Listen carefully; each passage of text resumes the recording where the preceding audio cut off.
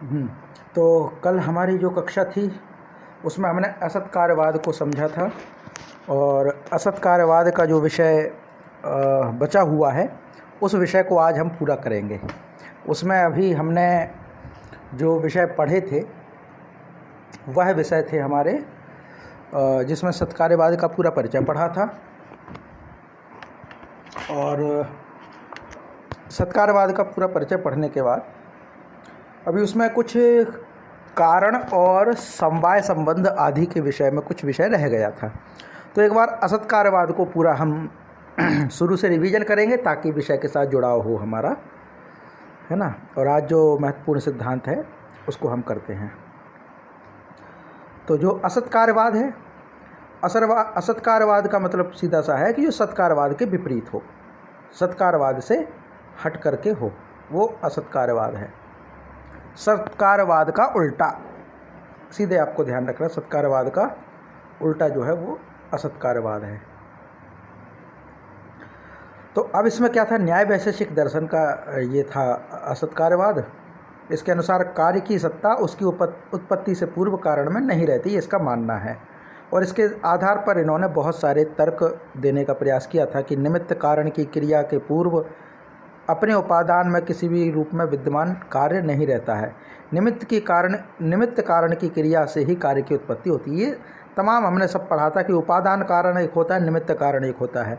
तो उपादान कारण में कोई भी कार्य नहीं रह सकता, कार्य होने के लिए निमित्त कारण की ज़रूरत है। माने बिना चाक के, बिना पहिया के, जो कुम्हार वाला पहिया होता है, बिना उसको चलाए घड़ा नहीं बन सकता है। तो फिर बिना घड़ा के मिट्टी में घड़ा कैसे? प्रश्न ये है, ये यहाँ पर है, प्रश्न ये है। तो इसीलिए असत्कारवाद माना गया। माने सत्कारवाद कहता है कि कारण में कार्य विद्यमान रहता है, पर इसके विषय को खंडन करने के लिए विशेष न्याय वैशेषिक में ये सिद्धांत है असत्कार्यवाद का, जिसका मानना ही यही है कि कारण में कार्य विद्यमान नहीं रहता है। इसके विषय में हमने पूरा पढ़ा था। और कार्य एक नवीन उत्पत्ति है, इससे पहले उस कार्य का कोई अस्तित्व नहीं होता, इसलिए इसको हमने आरंभवाद भी कहा था। और इसके संबंध में बहुत सारे तर्क थे। इसकी सिद्धि के लिए कहा गया था कि यदि उत्पत्ति के पूर्व ही कार्य की सत्ता विद्यमान थी तो फिर उत्पन्न होने पर अर्थ क्या रह जाता? अगर पहले से ही कार्य बनाता तो फिर बाद में उत्पन्न होने का क्या अर्थ है? कार्य तो जब पहले से था, कारण में अगर कार्य पहले से ही है तो क्या ज़रूरत है उसको? अगर मिट्टी में घड़ा है तो कुम्हार को क्या ज़रूरत है घड़ा बनाने की? उसी घड़े से उपयोग कर ले, ऐसा। तो ये पूरा हमारा विषय था। इसमें कारण को हमने बहुत अच्छे से जाना था। पट तंतुओं का उदाहरण भी हमने जाना था कि पट और तंतु क्या होते हैं। तो पट माने कपड़ा, तंतु माने तांत या उसके जो है धागा। तो धागा में कपड़ा है ऐसा हम नहीं कह सकते, धागा अलग है, कपड़ा अलग है। धागा को कपड़ा कैसे मान सकते हैं? पर धागा से अगर कपड़ा बनना है तो निमित्त कारण की ज़रूरत पड़ती है। और निमित्त कारण में जो तुरी, बेमा, पट, करघा आदि जो होता है, करघा होता है ना, तो उसको यहाँ पर निमित्त कारण कहा गया है। ये हमारा पूरा हो गया था। अब असत्कारवाद पूरा इतना हो गया था। अब आगे आता है कि न्याय वैशेषिक दर्शन के असत्कारवाद को समझने के लिए हमें यह जानना आवश्यक है कि उसके अनुसार कार्य है क्या, कार्य क्या है और कारण क्या है, कारण के प्रकार कौन कौन से हैं, समवाय क्या है, क्योंकि असत्कारवाद का सिद्धांत इन्हीं पर आश्रित है। तो तीन चीज़ें हमने पहले तो कार्य जाने, कार्य क्या है पहला नंबर। दूसरा कारण को जाने, और इसी के इतर एक और है कि कारण के भेद, कारण के भेद। अब इसके बाद है असमवाय क्या है, समवाय क्या है, ये समवाय संबंध क्या होता है, ये तीनों चीज़ों को हमें जानना, तब जाकर के हमारा असत्कारवाद पूर्ण होगा। क्योंकि असत्कारवाद इन्हीं पर डिपेंड है। असत्कारवाद इसके बिना अधूरा है। तो अब हम सबसे पहले समझ रहे हैं कार्य क्या है, कार्य किसे कहते हैं, कार्य होता क्या है, किसके उसमें वैशेषिक और न्याय के संबंध में। माने सत्कार्यवाद न्याय वैशेषिक दोनों का है ना। सत्कार्यवाद न्याय वैशेषिक का दोनों का है, इसलिए अलग अलग नहीं है। तो अब इसमें कार्य क्या है, कार्य को क्या कहते हैं? कार्य के विषय में कहा गया कि न्याय वैशेषिक दर्शन के अनुसार उत्पत्ति के पूर्व कार्य का भौतिक कारण में जो अभाव रहता है, उसे प्राग अभाव कहते हैं। ये जो प्राग अभाव बताया है, प्राग अभाव क्या होता है? अभाव तो ठीक है, प्राग माने पहले का, प्राक, प्राक माने प्राग हो गए, प्राक धन अभाव, प्राक धन अभाव, प्राक धन अभाव तो हो जाएगा प्राग अभाव, का गा हो जाएगा, तृतीय वर्ण का खा गा, तो तृतीय वर्ण हो जाएगा, तृतीय वर्ण हो जाएगा। जैसे एक शब्द होता है दिक और एक होता है गज, तो का जब गा से मिलेगा, ये किसी से भी मिलता है, तृतीय में आ जाएगा, तो क्या बन जाएगा? दिग्गज। ये ऐसे दिग्विजय, दिक धन विजय तो हो जाएगा दिग्विजय, माने का से गा बना। तो यही इसमें नियम है कि प्राक का है और अभाव से जुड़ेगा तो गा हो जाएगा, तो बन जाएगा प्राग अभाव। प्राग अभाव, प्राग माने पहले का, अभाव अब्सेंस है ना, अभाव। तो पहले का जो अब्सेंस है, कार्य बनने के पहले का, उसको प्राग अभाव कहते हैं। माने घड़ा बन रहा है तो घड़ा जब तक बना नहीं, तो जब तक घड़ा बना नहीं, वह जो अभाव है, वह जो अब्सेंस है, वो क्या कहलाएगा? प्राग अभाव, पहले का अभाव। और इसको जो कॉम्पिटिटर है, प्राग अभाव का जो कॉम्पिटिटर है, प्राग अभाव को हराने का काम करे, प्राग अभाव को नष्ट करने का प्रयास करे, वो कौन होता है? वो कार्य है। तो इसको क्या कहा गया? उल्टा समझाया गया। आप समझिए जरा इस बात को, उल्टा कैसे समझाया गया? बोले हमें कार्य समझना है, कार्य क्या होता है, तो कार्य कैसे समझेंगे? तो पहले ही जानिए कि मटका है, इसको ऐसे समझे, घड़ा है, घट है, घट बनने से पहले वो क्या था? मिट्टी, मिट्टी। तो मिट्टी में घड़ा नहीं है, तो घड़े का क्या है? मिट्टी में अभाव है, जब तक कि घट बन नहीं जाता। माने मिट्टी कारण है और घट कार्य है। तो कार्य समझना है कि हमें कार्य क्या है, तो कार्य को समझेंगे कैसे? तो पहले कारण माने क्या, इसमें कहेंगे मिट्टी, मिट्टी क्या है? मिट्टी कारण है। तो मिट्टी जो है, जब तक कार्य उत्पन्न नहीं होता, माने जब तक घड़ा नहीं बनता, घट नहीं बनता, तब तक क्या होगा? घट का अभाव है। भाई मिट्टी तो है लेकिन घड़ा नहीं है, घड़ा कहाँ है? बोले घड़ा अभी बना नहीं है। तो जब ये हम कहते हैं कि बना नहीं है घड़ा, तो क्या है? ये अभाव है ना। अभाव का मतलब क्या है? किसी का अस्तित्व ना होना। तो घड़ा जब बना नहीं है, इसका मतलब उसका अभाव है। उसका अभाव जो है वो कौन सा अभाव कहलाएगा? तो हो जाएगा ये प्राग अभाव, प्राग अभाव, संधि हो जाएगी प्राग अभाव, प्राक धन अभाव, ये वाली संधि ध्यान रखना, प्राक धन अभाव, प्राग अभाव, पहले का अभाव। तो पहले का अभाव क्या कहलाया? तो बोले कार्य होने से पहले जो अभाव होता है, जो कमी रहती है, उसको प्राग अभाव कहते हैं। ठीक, ठीक है। अब कार्य क्या है? तो कह देंगे कि प्राग अभाव को जो दूर कर दे। भाई यहाँ पे क्या है? मिट्टी है, घड़ा नहीं है, इसलिए इसको प्राग अभाव कह दिया। और घड़ा बन जाए तो माने वो अभाव नष्ट हो जाए, जिसकी कमी थी वो नष्ट हो जाए। भाई डिमांड थी ना घड़े की, घड़े की डिमांड थी, तो डिमांड बनी हुई थी, ऐसा मानिए डिमांड बनी हुई थी।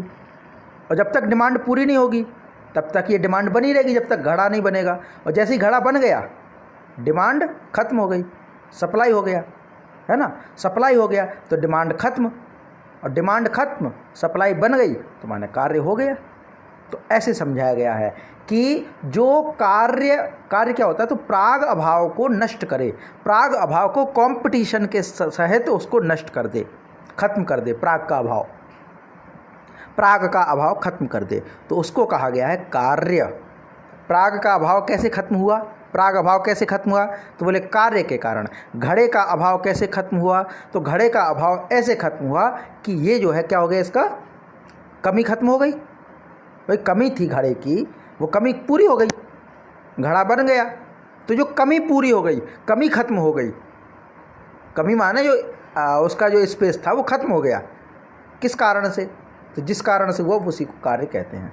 ये स्पष्ट हुआ समझ में? थोड़ा घुमा करके इसको समझाया है, ये समझ में आया? पहले हमने प्रागभाव समझा, फिर कार्य समझा, ये स्पष्ट हो गया? फिर कारण समझें, इतना स्पष्ट हो गया हो तो। इसमें कोई डाउट हो तो आप पूछ लीजिएगा, बाकी आगे बढ़ते हैं। जी,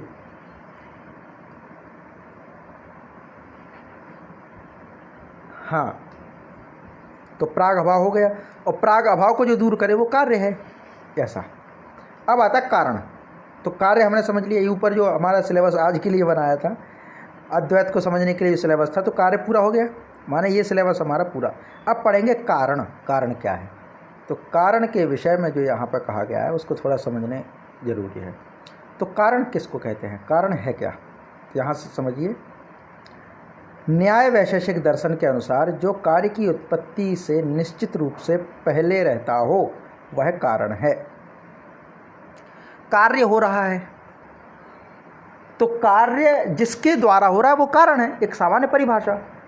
पर यहाँ पे ही परिभाषा दी कि कार्य की उत्पत्ति से पहले जिसका अस्तित्व हो वो कारण है। कारण माने पहले अगर कोई चीज़ होगी तभी तो वो दूसरे को बना पाएगी।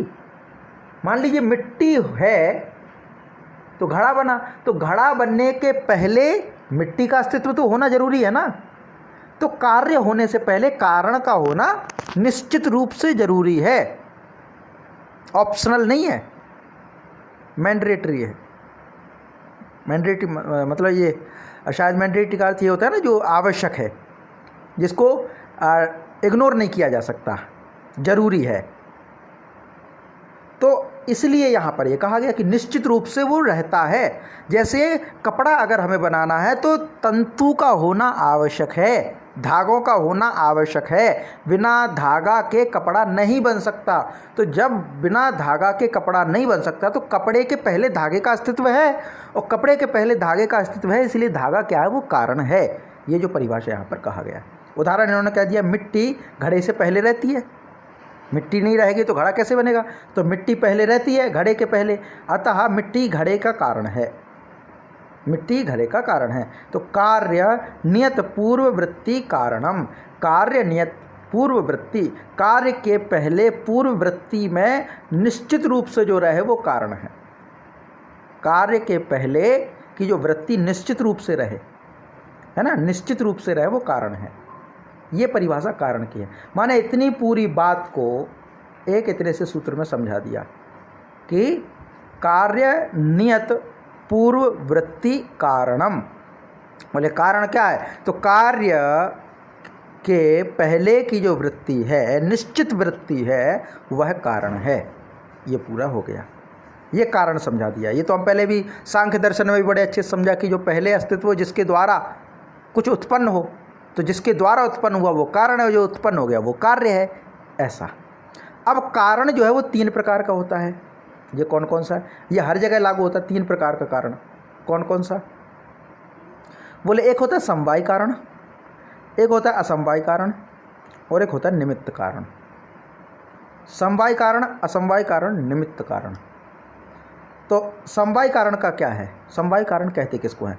तो यत् संवेतम कार्यम उत्पद्यते तत्समवायी कारणम, अर्थात जिसमें समवाय संबंध से कार्य उत्पन्न होता है वह समवायी कारण कहलाता है। जैसे पट के लिए तंतु, समवाय मतलब समवाय माने जो निश्चित रूप से अस्तित्व में रहे, कब तक?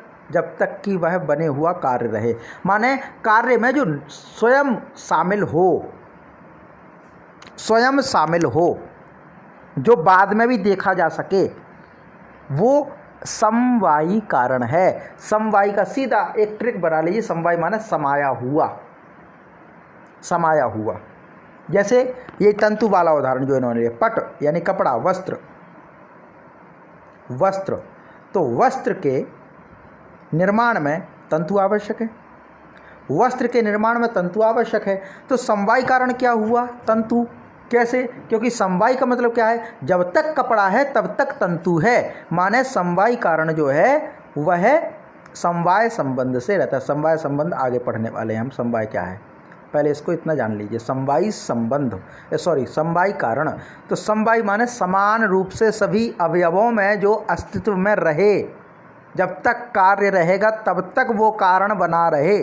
जैसे घड़ा, घड़ा तो घड़े का जो समवायी कारण है वो क्या होगा?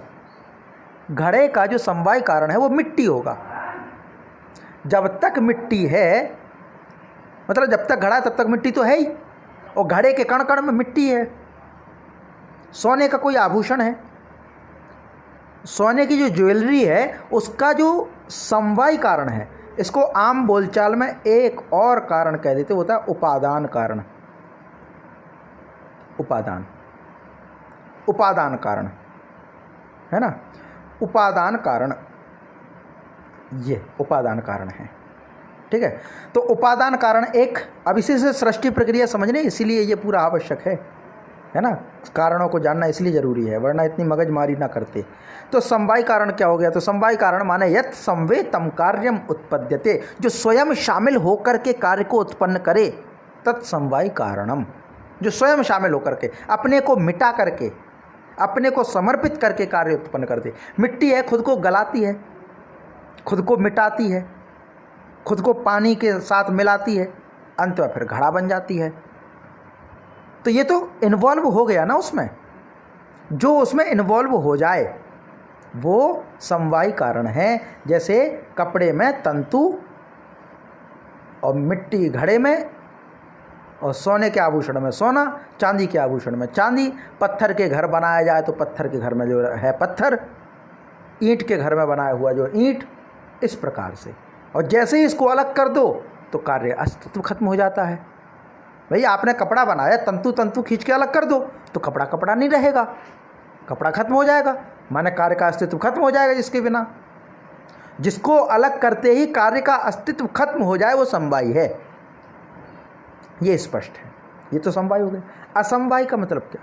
समवायी तो समझ में आ गया, माने समान रूप से व्याप्त रहे कार्य में, आवश्यक रूप से व्याप्त रहे, जिसके बिना व्याप्त रहे कार्य का कोई अस्तित्व ना हो, वो समवायी है। अब असमवायी का मतलब क्या है? जब तक दो तीन अच्छे से नहीं पढ़ते तब तक थोड़ा डिफ्रेंशिएट नहीं हो पाता है और चीज़ें समझ में नहीं आती हैं। तो असमवायी कारण क्या होता है? तो कहते कार्येण कारणेन वा एकस्मिन् अर्थे संवेतत्वे सति यत् कारणम तत् असमवायी कारणम। अर्थात कार्य अथवा कारण के साथ एक अर्थ में संवेत रहने वाला जो है वो असमवायी कारण है। जैसे पट के प्रति तंतु संयोग, पट रूप के प्रति तंतु रूप। असमवायी कारण सदैव गुण और कर्म होता है, या तो गुण होगा या फिर कर्म होगा, क्या कर्म करता है वो, या फिर क्या गुण है उसका वो। तो इसको कैसे समझेंगे? तो कारणेन यानी कारण के द्वारा, या कार्येण माना कार्य के द्वारा, या तो कार्य के द्वारा या कारण के द्वारा। एकस्मिन् अर्थे, एक किसी अर्थ में, एक अर्थ में संवेत रहे, शामिल रहे, वह असमवायी कारण है। उदाहरण से थोड़ा इसको समझ, समवायी समझ लिया। असमवायी का मतलब क्या है? संयोग। जैसे हम कपड़ा बना रहे हैं, वस्त्र निर्माण हो रहा है, तंतु है, तो वस्त्र तो इसका कारण हो गया, और तंतु है वो क्या है? तंतु इसका कार्य है, तंतु जो है इसका कार्य है। लेकिन सॉरी, वस्त्र तो कार्य है, तंतु कारण है, सॉरी, तंतु कारण है और वस्त्र कार्य है। तो तंतु जब आपस में संयोग नहीं करेंगे, मिलेंगे नहीं इस प्रकार से, तब तक वस्त्र नहीं बन सकता। तो ये जो मिलना है, संयोग होना है, वो असमवायी कारण है।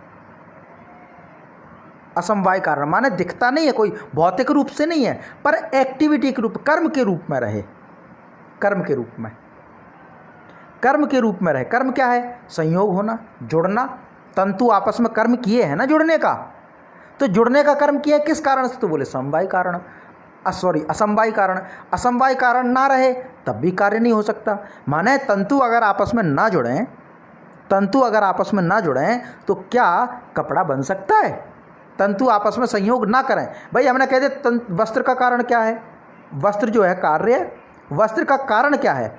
तो बोले तंतु है, और बोले और तो कुछ नहीं, और क्या चाहिए होगा? तो और आगे घटपट कर, ये क्या कह देते हैं इसको, ये करघा इत्यादि कह देंगे, है ना, तुरी बेमा करघा इत्यादि, तो वो तो निमित्त कारण माना जाएगा। पर तंतु के साथ साथ है संयोग।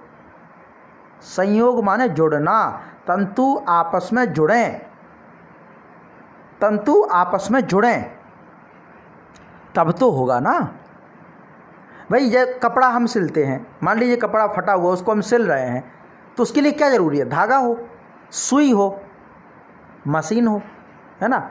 और साथ साथ क्या वो सिला भी तो जाए, जुड़े भी तो।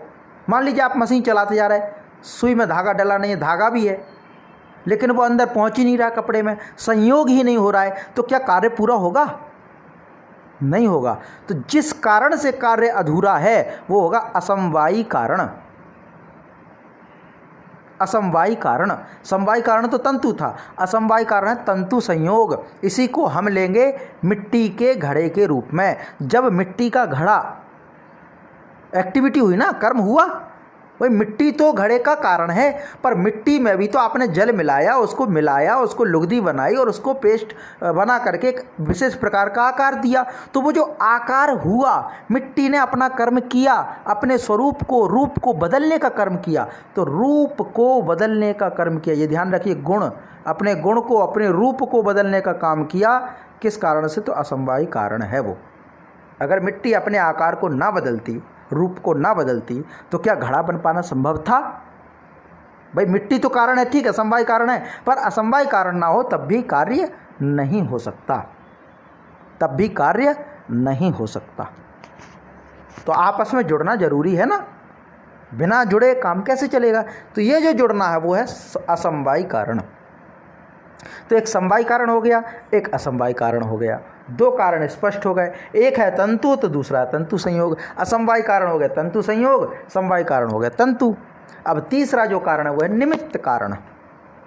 तीसरा जो कारण है वो है निमित्त कारण। अब निमित्त कारण क्या है? तो इन दोनों से भिन्न चेतन कर्ता कार्य निर्माण के लिए आवश्यक यंत्र आदि निमित्त कारण होते। चेतन कर्ता माने जिसमें क्या कहना चाहिए, चेतना हो, समझदारी हो, जीव हो, प्राण हो, जिंदा हो। भाई वस्त्र है, ठीक है, वस्त्र बनाना ये कारण, तंतु भी है, ठीक है। संयोग करने के लिए क्या आवश्यक है? तो बोले मशीन, यंत्र, मशीन कह लीजिए या फिर यंत्र कह लीजिए। आपको यंत्र चाहिए तो यंत्र हो गया, मशीन हो गया। यंत्र और मशीन आवश्यक है, इसके अलावा और क्या चाहिए? बोले इसको चलाने वाला भी तो चाहिए, माने पूरा काम करने वाला भी तो चाहिए। तो काम करने वाला, मशीन या यंत्र का कार्य करने वाला करता एक है ना, ये दूसरा तंतु संयोग, ये समवायी। तो निमित्त कारण क्या है? निमित्त कारण है वो जो बनाने वाला, एक तो वो हो गया और एक यंत्र। क्यों? यहाँ पे परिभाषा स्पष्ट नहीं आ पाई है। क्यों? क्योंकि निमित्त कारण की परिभाषा ये होती है कि कार्य को बना देने के बाद निमित्त कारण कार्य से अलग हो सके, छूट सके, अपादान हो सके, वो निमित्त कारण है। जैसे मान लीजिए आपने कपड़ा बनाया, ठीक, आपने वस्त्र निर्माण किया, किससे? तंतु से, ठीक, तंतु से बन गया वस्त्र, और बीच में आ गया क्या? संबंध, समवायी मान लीजिए, असमवायी, यानी संयोग कह लीजिए, संयोग, असमवायी छोड़िए, संयोग कह लीजिए। तो ये जो संयोग हुआ, ये आ हट जाए, यहाँ पे आ नहीं है ना, संयोग हुआ। संयोग जो हुआ वो क्या है? संयोग, वो संयोग क्या है? ये जो संयोग है,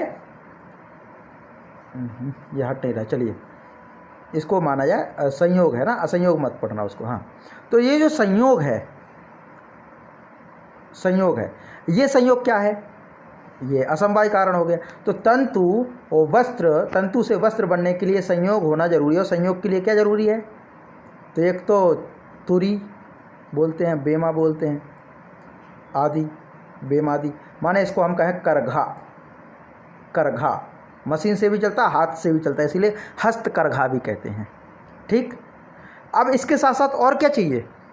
एक चीज़ तो और चाहिए, क्या? वह जुलाहा। जुलाहा, जब तक जुलाहा नहीं होगा तब तक ये काम नहीं होगा। भाई करघे को चलाने वाला कोई तो चाहिए, तुरी बेमा को चलाने वाला कोई तो चाहिए। तो ये सभी निमित्त कारण हैं, क्योंकि ये कपड़ा बनाने के बाद तुरी बेमा या करघा अलग हो जाएगा, जुलाहा अलग हो जाएगा। ऐसा नहीं कि जुलाहा उसी में चिपका चला गया, कपड़ा बन गया, नहीं, कपड़ा अलग, जुलाहा अलग, तुरी अलग, बेमा अलग, हट जाएगा कपड़े से। तो इसीलिए निमित्त कारण है, इसीलिए निमित्त कारण है। अब आगे एक चीज़ और, हम ये घड़े के रूप में कहें, घड़ा, घट का निर्माण होता है, तो घट में जो मिट्टी है ये कारण है, घट कार्य है, तो इसमें संयोग होगा। संयोग किसके उससे होगा? तो चाक चाहिए, चाक की आवश्यकता है, एक दंड की आवश्यकता, माने लकड़ी। चाक और लकड़ी, लकड़ी क्यों? चाक को घुमाने के लिए, चाक को घुमाने के लिए लकड़ी चाहिए, दंड चाहिए, और एक और व्यक्ति चाहिए, कर्ता, माने कुम्हार, कुंभकार, कुंभकार की आवश्यकता है। तो कुंभकार की आवश्यकता है, तो वो कौन सा होगा? वो निमित्त कारण है। क्यों? क्योंकि वो मिट्टी से घड़ा बनने के बाद खुद अलग हो जाएगा।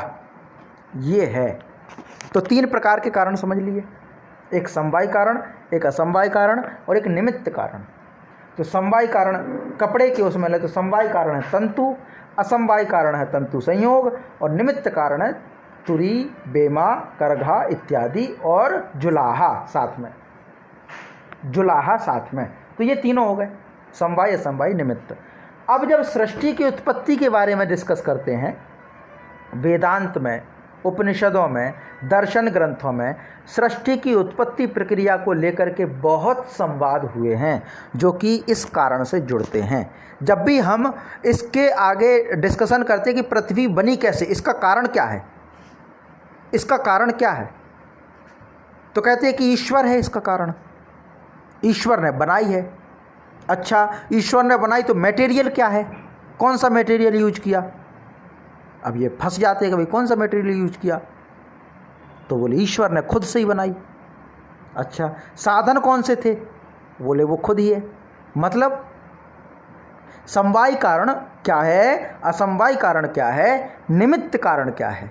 तो इन तीनों का उत्तर एक ही है कि ईश्वर ने खुद के द्वारा, खुद से ही, खुद के लिए ही इस सृष्टि का निर्माण किया। माने ये जो जगत रूपी घड़ा है, इस जगत रूपी घड़े का मिट्टी ईश्वर, चाक ईश्वर, कुम्हार ईश्वर, घड़ा ईश्वर, सब तीनों कारण एक ही है। उसमें रहने वाला भी ईश्वर ही, माने पानी है वो भी ईश्वर। तो बोले ये कैसे संभव है, ये कैसे संभव है? क्या तीनों कारण एक हो सकते? समवाय कारण, असमवाय कारण, निमित्त कारण एक हो सकता है कुछ? आप सोचिए, क्या ये संभव है? हम कहें कि कोई तंतु है, वो समवाय कारण भी है, और वो तंतु है, वो संयोग कर रहा है, वो भी तंतु है, और जिससे बन रहा है वो भी तंतु है। माने तंतु से ही तंतु बन रहा है, तंतु के द्वारा और तंतु के लिए। क्या ये संभव है? या मिट्टी से ही मिट्टी बन रही है, मिट्टी के लिए मिट्टी रहेगी, क्या ये संभव है? मिट्टी बना लेगी खुद को? नहीं है संभव। तो ईश्वर के इस तर्क में कैसे सहमत हुआ जाए? कोई ऐसा उदाहरण दें जिसमें समवाय कारण, असमवाय कारण, निमित्त कारण एक हो, मटेरियल भी वही हो, बनाने वाला भी वही हो, उसमें विचरण करने वाला भी वही हो, और संयोग भी वही हो। तो कोई जगत में ऐसा उदाहरण दिख रहा है? क्या लगता है कुछ है ऐसा जो हो सकता है? समवाय, असमवाय, निमित्त कारण एक, और बहुत अच्छा उदाहरण है वह कारण है मकड़ी का जाला। मकड़ी अपना जाल खुद बनाती है। किससे बनता है? मकड़ी अपने शरीर से बनाती है। मटेरियल क्या है? मकड़ी का शरीर। और बनाने वाला कौन है? मकड़ी। रहने वाला कौन है? मकड़ी। तो हो गए तीनों कारण, समवाय, असमवाय, निमित्त कारण एक। दूसरा उदाहरण, हमारे सपने। हम सपने देखते, सपने का जगत कहाँ है? हमारी मन में। सपने बुनता कौन है? हमारा मन। सपने में विचरण कौन करता है? हमारा मन। मटेरियल क्या है? हमारे मन का ही मटेरियल है। तो ये दो जो उदाहरण हैं भारतीय दर्शन शास्त्र में, तर्कों में, शास्त्र में, तर्क शास्त्र में सृष्टि प्रक्रिया को समझाने के लिए सबसे ज़्यादा प्रयोग होते हैं। ऐसे ही ईश्वर ने खुद से, यानी मटेरियल भी ईश्वरी है, उसका जो कर्ता है वो भी ईश्वर है, और उसमें रहने वाला भी ईश्वर है। उनके अंदर जो जॉइंट है वो ईश्वर है। इस प्रकार से ये पूरा विषय पूर्ण होता है। समवाय कारण, असमवाय कारण, निमित्त कारण, ये पूरा कारण का भेद है। तो 3 प्रकार के कारण हमने पढ़े, और ईश्वर या सृष्टि के पक्ष में ये तीनों कारण एक है, वो ईश्वर है। यहाँ तक पूरा हमारा ये कारण का विषय पूर्ण होता है। यहाँ तक कोई डाउट हो तो आप बताइए, फिर आगे बढ़ते हैं। अब समझेंगे समवाय कारण, सॉरी संबंध। समवाय संबंध क्या है? तो समवाय संबंध जो है इसको हम पढ़ते हैं। समवाय संबंध के बारे में कहते हैं कि समवाय, इसको अगर ये इरेज हो जाए तो अच्छा है। नहीं हो रहा है, चलिए, ये समवाय लिखा है ना, समवाय। तो समवायस्त्वेक एव, समवायस्त्वेक एव, इसको हम पढ़ेंगे तो हो जाएगा समवाय,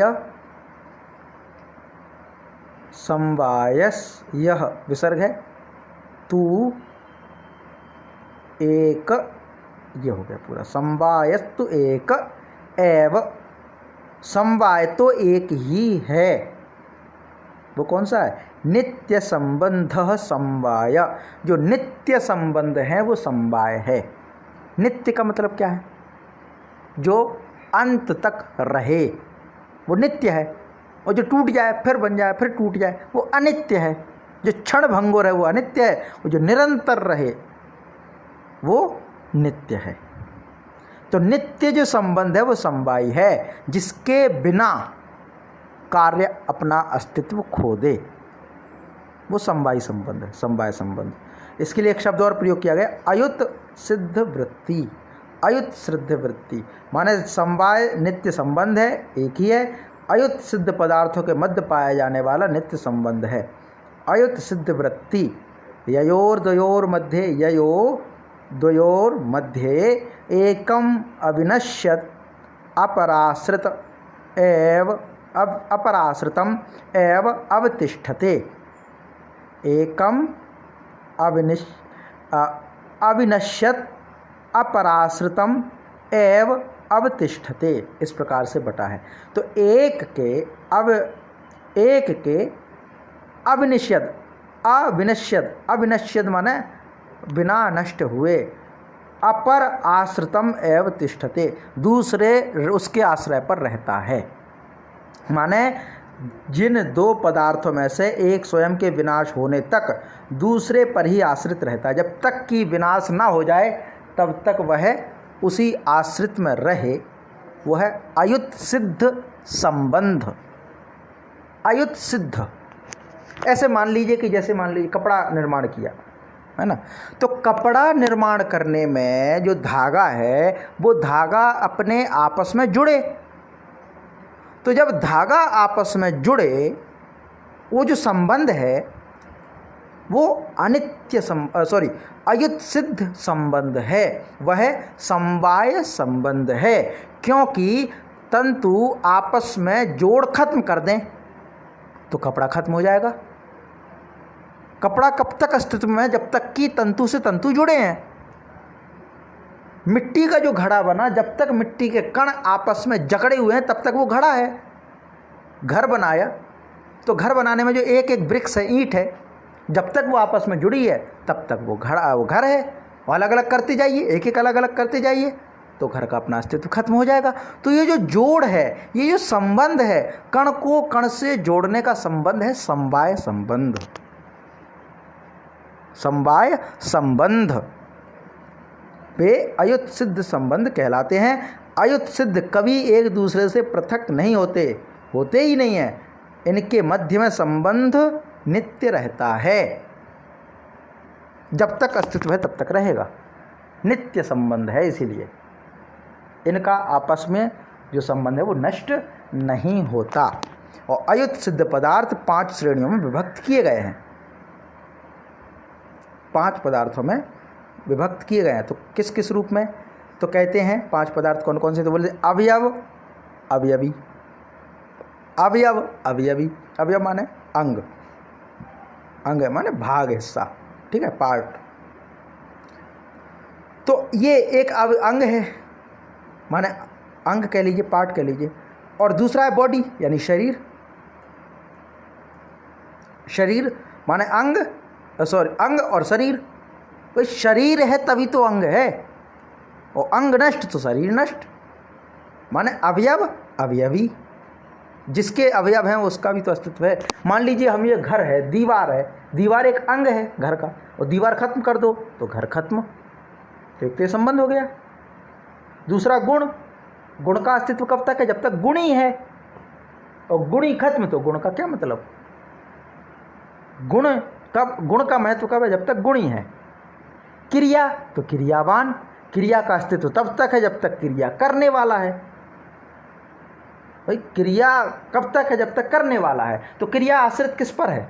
करने वाले पर। जो कुम्हार चाक चलाता है तो घट बनाने की जो क्रिया है कब तक? जब तक कि कुंभकार कार्य कर रहा है। फिर आता है जाति, व्यक्ति। जाति किससे है? व्यक्ति से है। आगे विशेष, विशेष क्या होता है? तो बोले नित्य द्रव्य, जो हमेशा रहने वाला द्रव्य वो नित्य है। तो 5 प्रकार में समवाय संबंध को समझाया है। अब इसके विषय में थोड़ी, अब ये दोनों हो गए। ऊपर का सिलेबस एक बार हम देखते हैं, और थोड़े 2-5-10 मिनट में आपको इसको थोड़ा और जोड़ते हैं। देखिए, कारण हमने पढ़ लिया, पूरा हो गया। समवाय भी हो गया पूरा। माने ये जो सिलेबस था असत्कारवाद समझने का, कार्य कारण समवाय, कारण के भेद, ये पढ़ लिया हमने पूरा। अब यहाँ पे एक पंक्ति दी गई है नीचे, उसकी संतुष्टि के लिए, और थोड़ा हम भी अलग तरीके से अवयव अवयवी, गुण गुणी, क्रिया क्रियावान, जाति व्यक्ति, विवेश, नित्य द्रव्य, इन 5 को हम समझ पाएँ, इसके लिए आवश्यक है कि कारण के विषय में अधिकता से स्पष्ट करने के लिए और समवाय के संबंध में अधिकता से स्पष्ट करने के लिए इकाई 5 देखें, इकाई 13 देखें। इकाई 5 और इकाई 13 तो हमें उपलब्ध नहीं हुई, पर एक दूसरी चीज़ उपलब्ध हुई, उसके माध्यम से हम पढ़ते हैं। तो स्क्रीन शेयर हम दोबारा से करते हैं, आप उसको थोड़ा देखिए।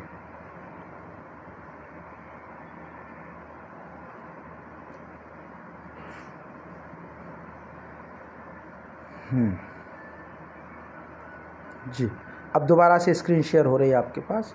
भारतीय दर्शन सार से कुछ हमें यहाँ पढ़ना है। हाँ, है वही विषय, थोड़ा सरल है, थोड़ा एक्सप्लेन करने में थोड़ा आसानी होगी।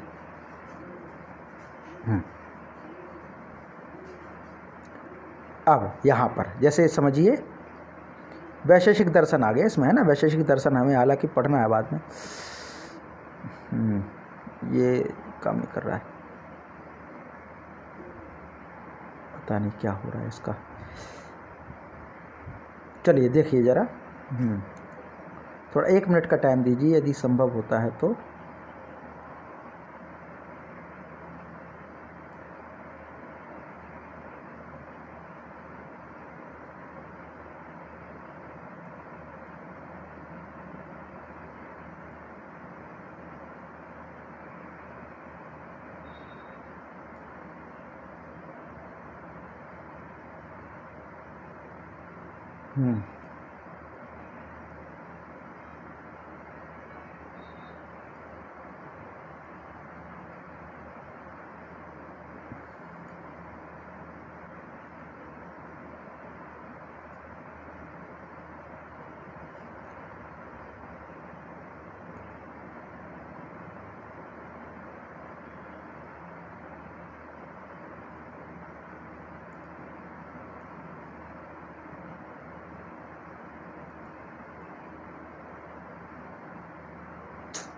नहीं, वो कुछ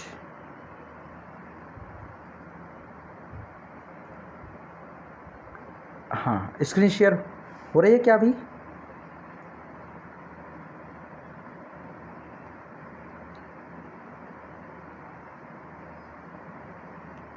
अभी हो रही होगी, देखिएगा आप। वैशेषिक दर्शन में से हम ये पढ़ेंगे विषय को जो हमारा समवाय संबंध वाला है ना। माने उस विषय को थोड़ा और एक्सप्लेन करते हुए हम आगे पढ़ेंगे इसमें। जी, तो अब इसमें क्या है, समवाय क्या होता है? तो नित्य संबंध समवाय, नित्य संबंध जो होता है उसको हम समवाय कहते हैं। नित्य संबंध जो है हमारा, उसको हम समवाय कहते हैं। अब इसमें क्या कहा गया है कि नित्य संबंध समवाय माने जो हमेशा रहे। नित्य का मतलब जो हमेशा रहने वाला है ना, जो कभी खत्म ना हो। अनित्य माने जो खत्म हो जाए। पानी का बुलबुला कितनी देर के लिए रहता है ना। लेकिन नित्य माने जो लंबे समय तक रहने वाला, सदा रहने वाला, वो नित्य। तो नित्य संबंध है समवाय, समवाय संबंध है नित्य संबंध। ये कई बार प्रश्न परीक्षाओं में पूछा जाता है, कॉम्पिटेटिव एग्जाम में पूछा जाता है कि समवाय संबंध किस प्रकार का है, नित्य है, अनित्य है, नित्य अनित्य है, या ना नित्य है ना अनित्य है, इस प्रकार से। तो संबंध है समवाय संबंध नित्य है। समवाय के प्रकार कौन कौन से? समवाय का एक ही प्रकार होता है, समवायस्तुदेकः एव स्थिति।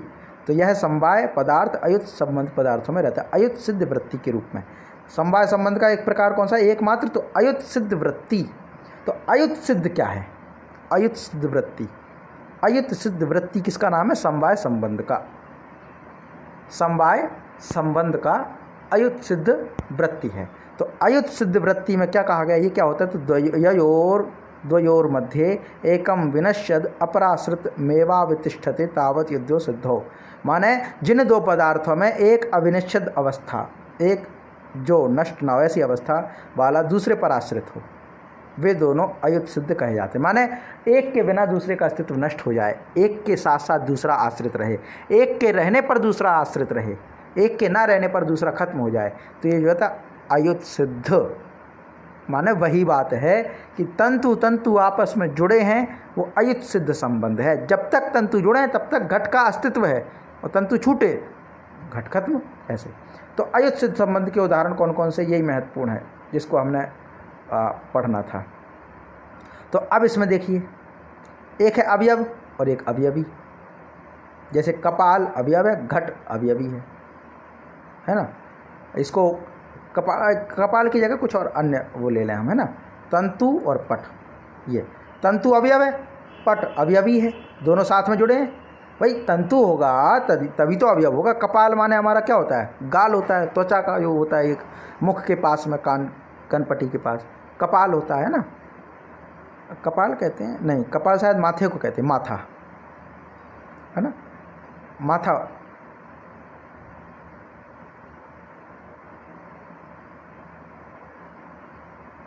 कपोल होता है, कपोल।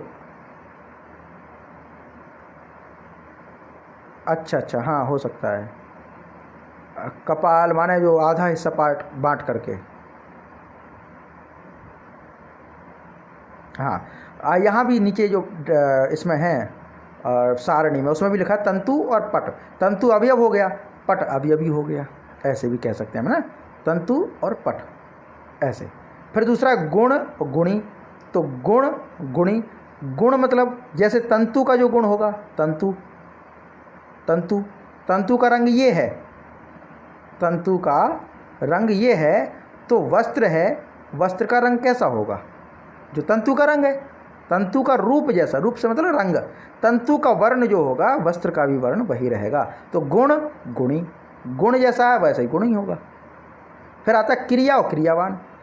तो क्रिया माने चलना, चलने वाली क्रिया कब तक है? जब तक चलने वाला पुरुष है। चलने वाला पुरुष खत्म तो चलने वाली क्रिया खत्म। ऐसे ही जाति व्यक्ति। तो मनुष्यत्व, मनुष्य जब तक है तब तक मनुष्यत्व की पहचान है, और मनुष्य ही खत्म हो जाए तो मनुष्यत्व खत्म हो जाएगा। मनुष्य खत्म तो मनुष्यत्व खत्म, ऐसा ये पूरा हो जाएगा।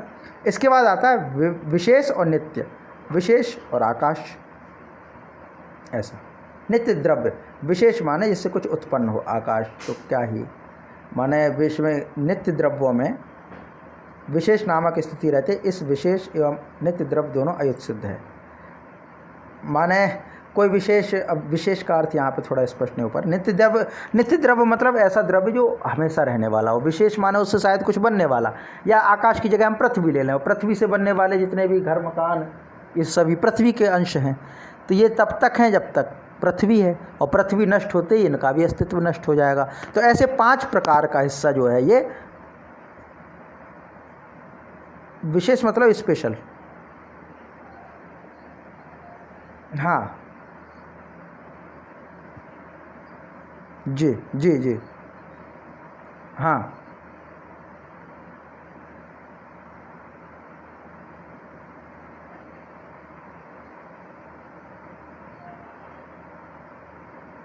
जी जी, हम्म, हाँ हाँ हाँ, हम्म, जी, हाँ हाँ हाँ, तो ये पूरा हो जाएगा इसमें। अब इसके बाद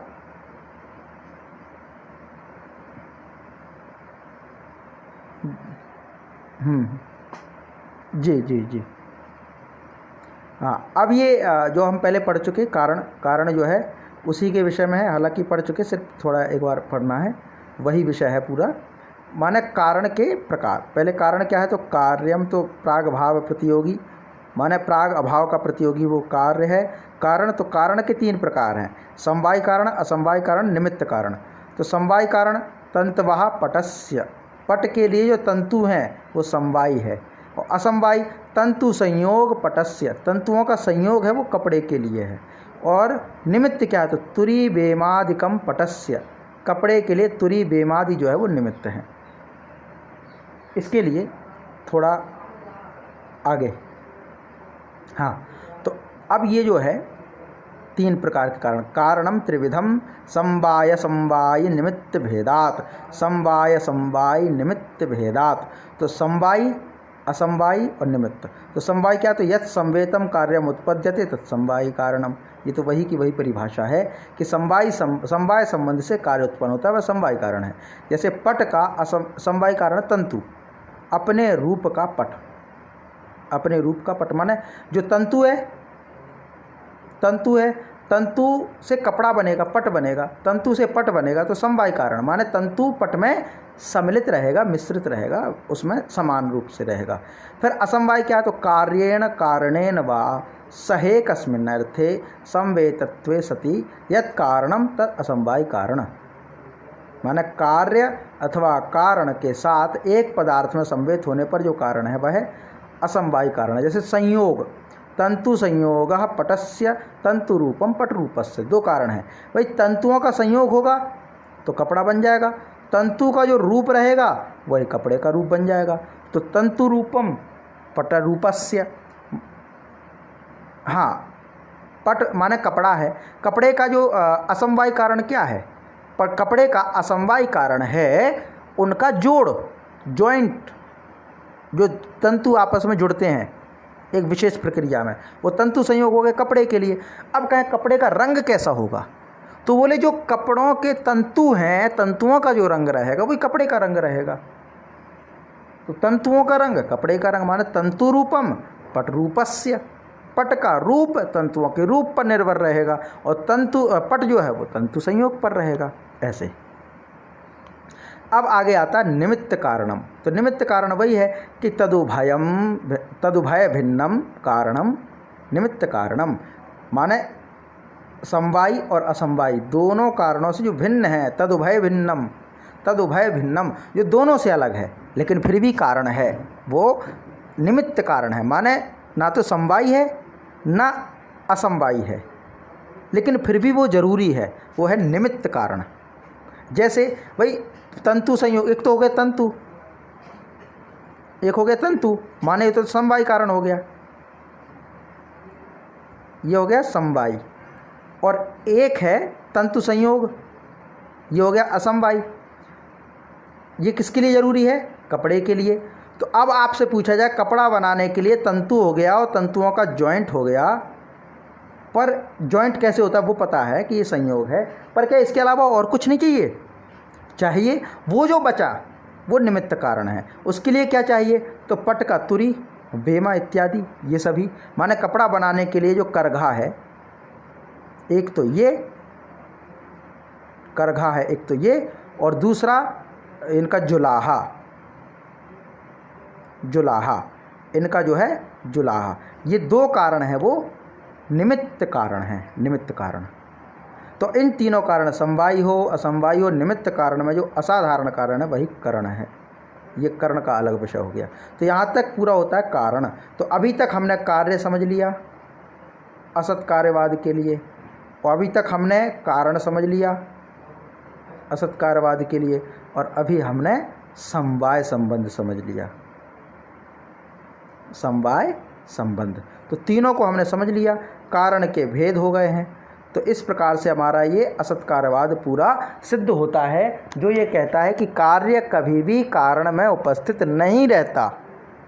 अब ये देखिए कि इसमें तंतु भी है, तंतु संयोग है और करघा है, तब जाकर के कपड़ा बनता है। तो अगर कोई आकर के कहे कि भाई जो तंतु है उसमें कपड़ा है, तो फिर जुलाहा कहेगा कि मेरी मेहनत कहाँ गई, फिर मैं क्यों मेहनत करूं।